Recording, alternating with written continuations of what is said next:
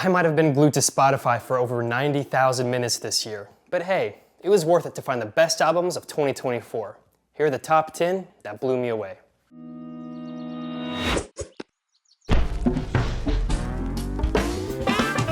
It's Mark's Music Mood. Hello and welcome to the very first video of Mark's Music Moods, where we match melodies to every mood.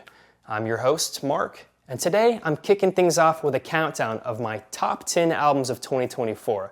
We saw a lot of great music released this year, and these are the albums that stood out to me the most, the ones I kept coming back to, and the ones I think you should know about if you don't already.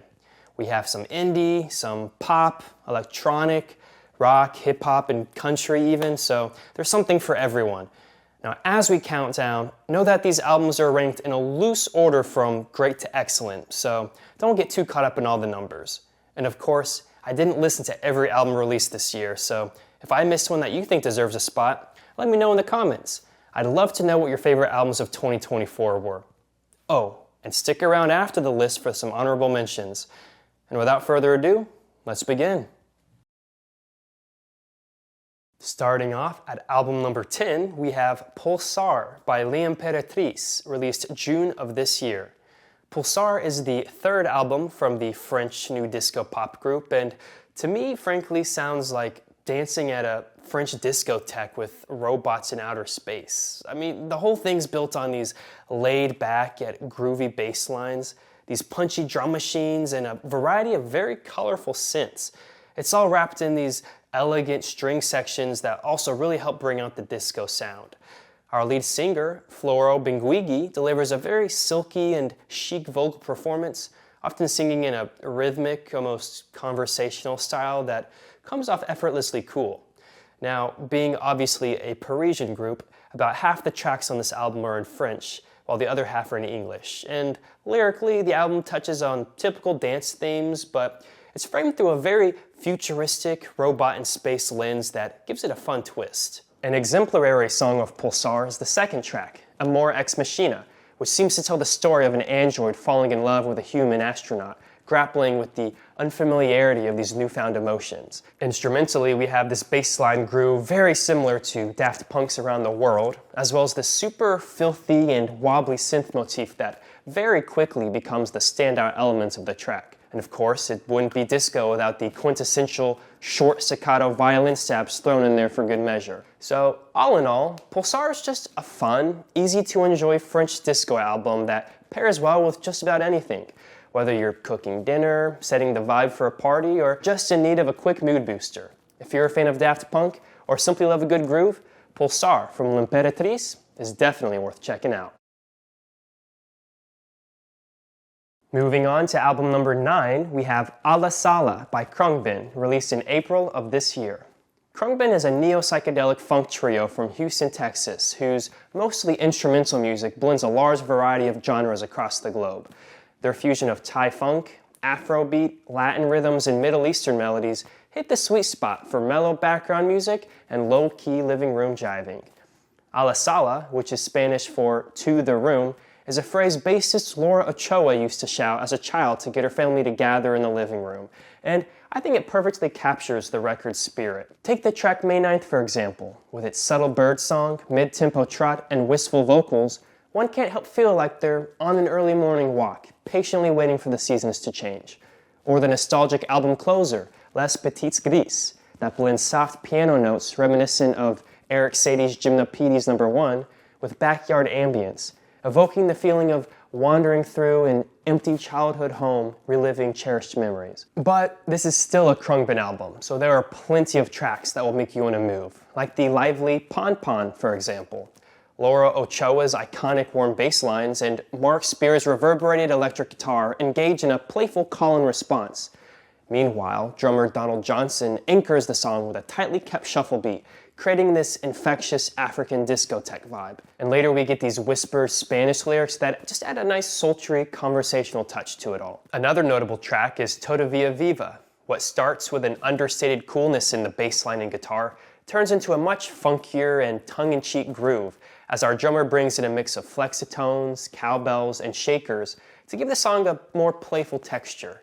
The song also has these 3 faux outros that I'm not sure why, but it just cracks me up every time I hear them. In Alla Sala, Khruangbin elegantly blends global sounds with environmental textures, adding an organic layer that helps ground the album in a sense of place. With its mix of intimate moments and lively grooves, it's a record that celebrates connection, whether to others, nature, or the rhythms that unite us all.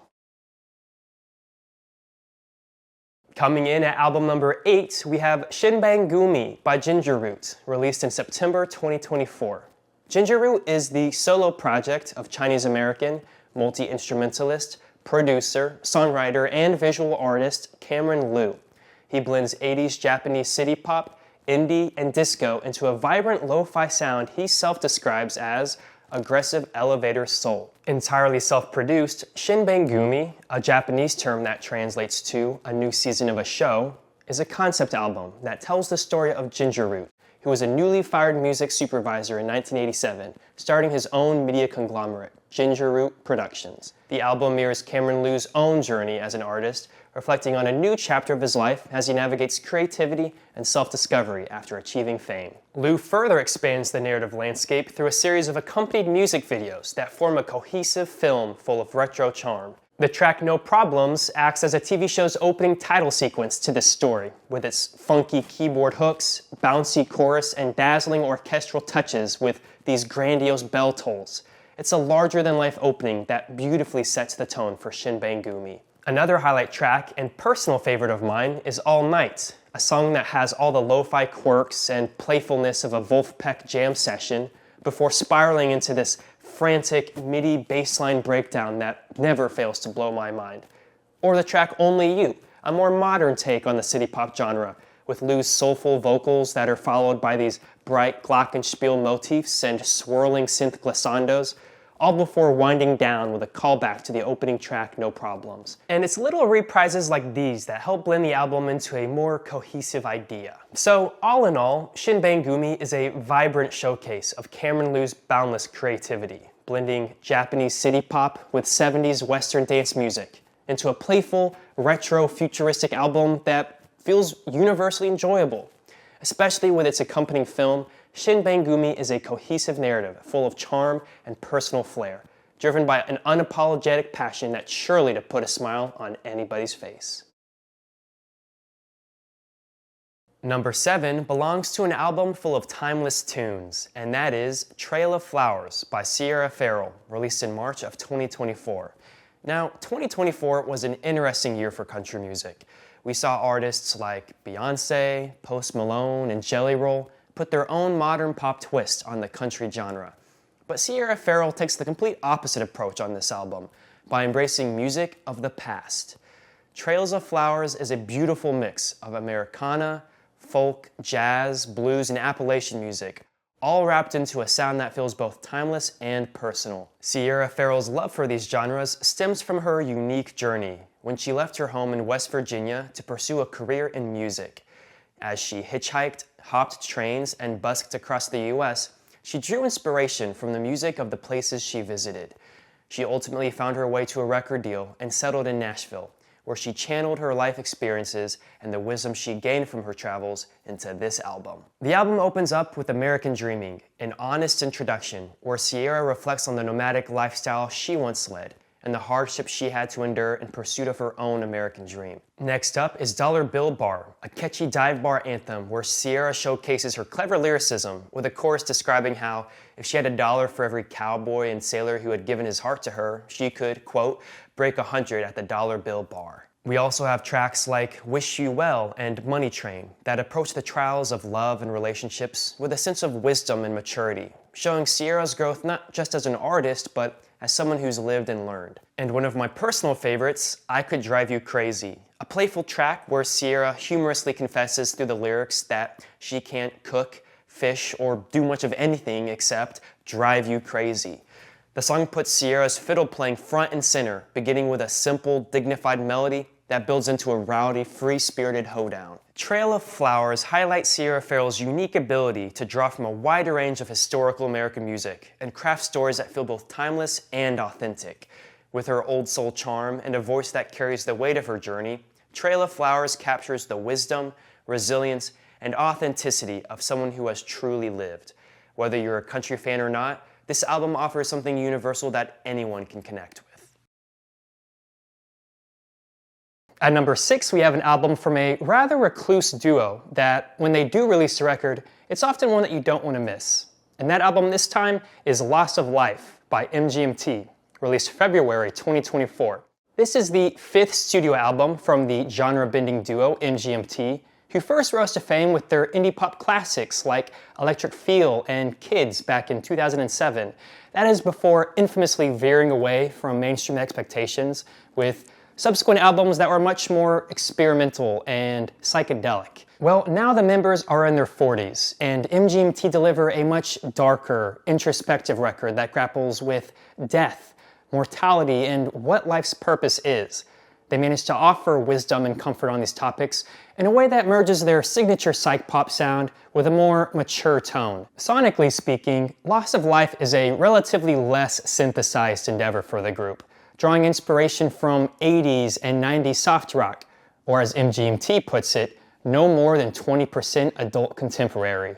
We hear this on tracks like Mother Nature, a nod to the Brit rock band Oasis with its distorted, ringing guitars and bittersweet lyrics.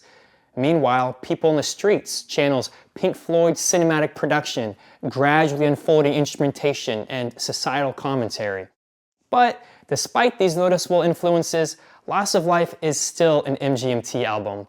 It's still spectacularly weird in its own unique way, with tracks like the abrasive Bubblegum Dog, or the fevered dream lullaby that is Freddie's song. One other quintessential track on Loss of Life is Nothing Changes, which uses the Greek myth of Sisyphus as a metaphor for breaking free of life's monotony and bad habits.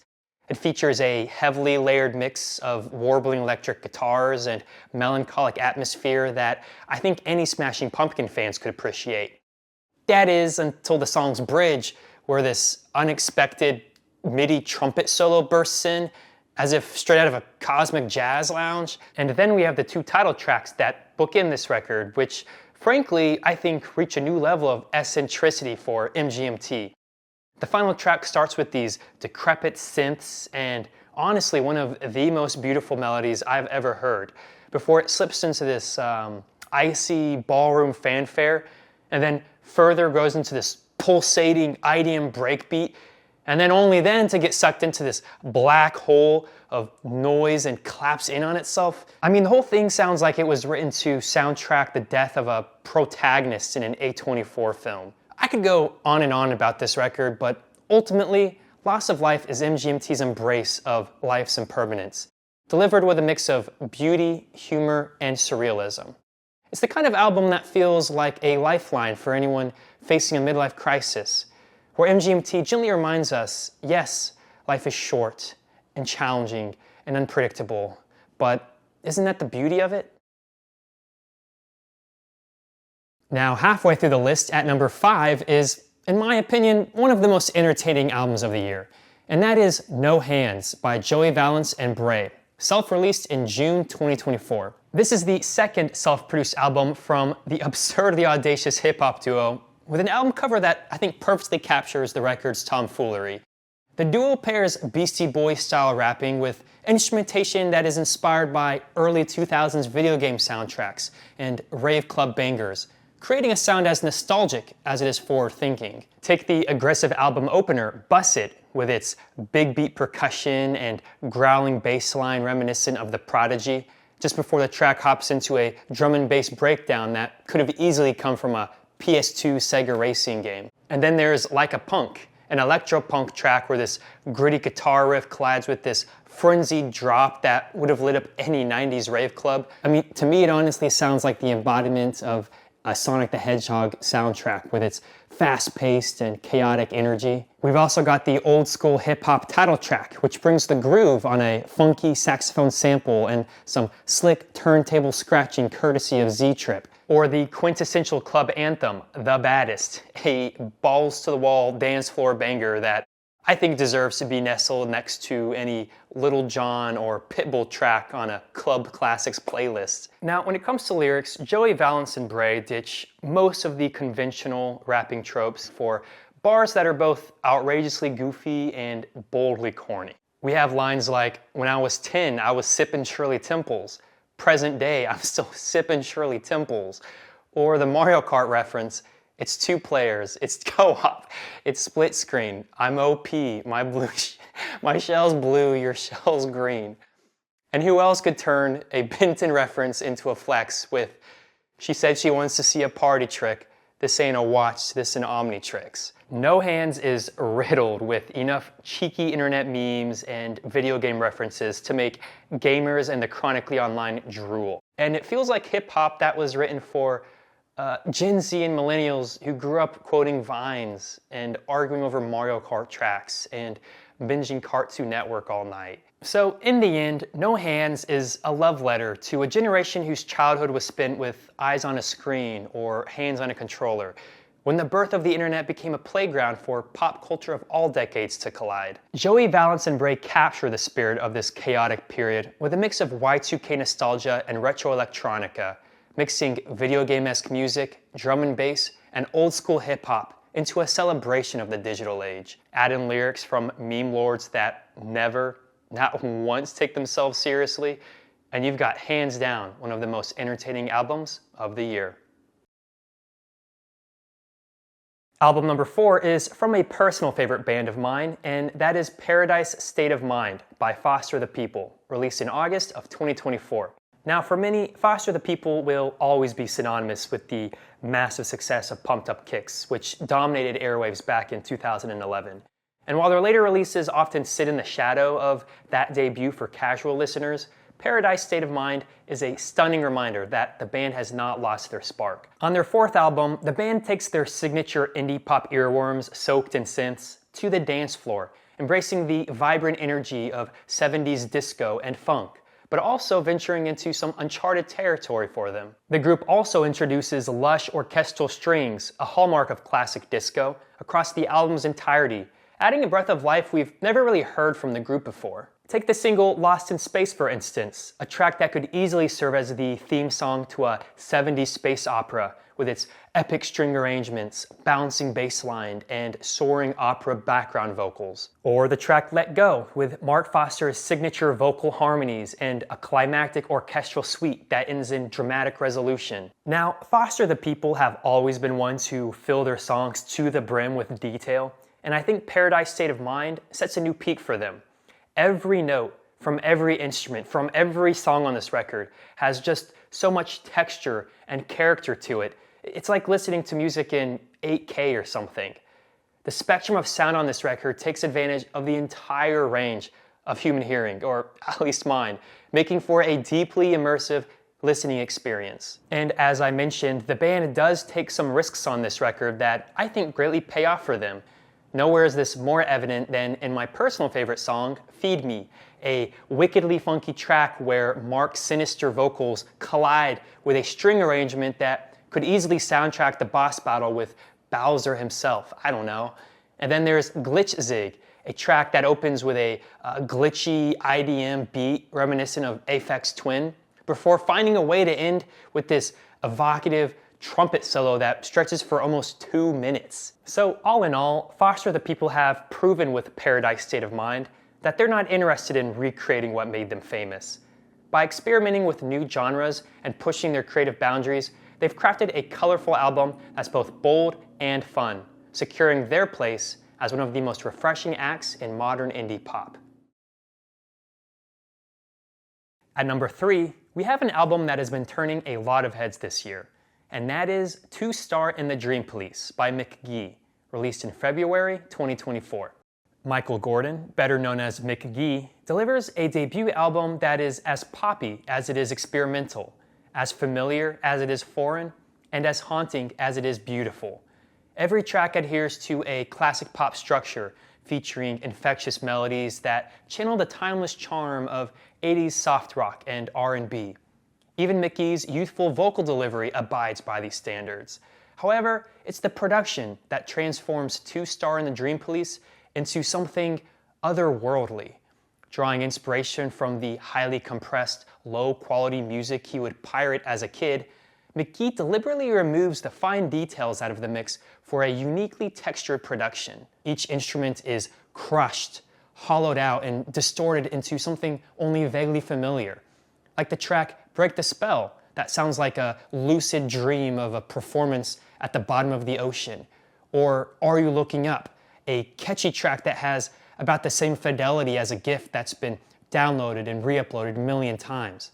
Or even the final track, Dream Police, with its warbling guitar, celestial synths, and pounding drums. There's enough late-night moodiness in this one to rival Phil Collins' In the Air Tonight. This clouded and intentionally imprecise approach transforms Two Star and the Dream Police into a sonic impressionist painting, prioritizing mood and emotion over clarity.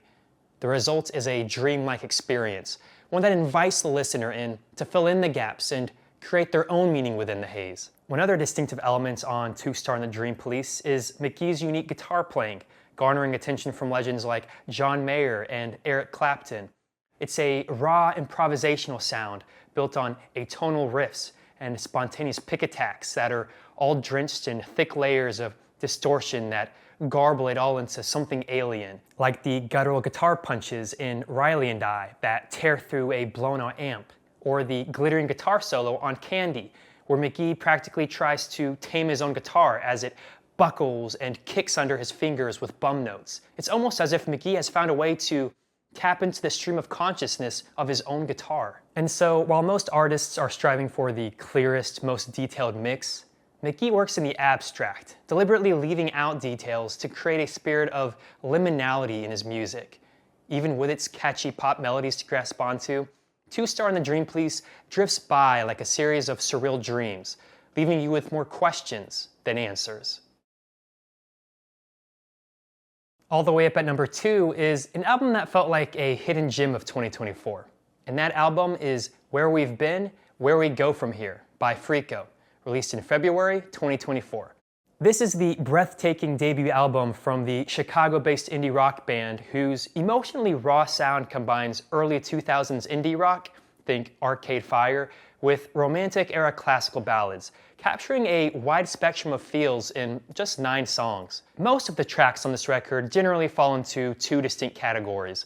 The first being these frenetic, distortion-heavy rock anthems that always manage to explode into chaos, like the anxiety-ridden track Crashing Through, with its wailing guitars and violent drumming. It feels like starting your car, putting a brick on the gas pedal, and just watching catastrophe unfold. Or there's Chemical, a claustrophobic storm of distorted rock, thrashing back and forth with haunting chamber vocals echoing in the background. Now, the second category of songs on this record are these melancholic classical ballads that add a reflective duality to the album. They're filled with somber piano and strings and soft-spoken vocals, like the track For Ella. What starts as a sorrowful whisper on the piano blooms into a poetic full-string arrangement. Or the closing track, Cardinal, which is actually my most streamed song of 2024. It's a beautifully mournful piece, capturing to me what sounds like the quiet devastation of the morning after tragedy, with its stripped-back arrangement and live performance. The emotional weight it carries always reminds me of Jeff Buckley's haunting cover of Alleluia. It's also worth mentioning how lead singer Nico Capitan delivered vocals on this album that bring the energy to an 11. His anxious vocal delivery often quivers as if he's on the brink of a mental breakdown, holding back either screams or tears.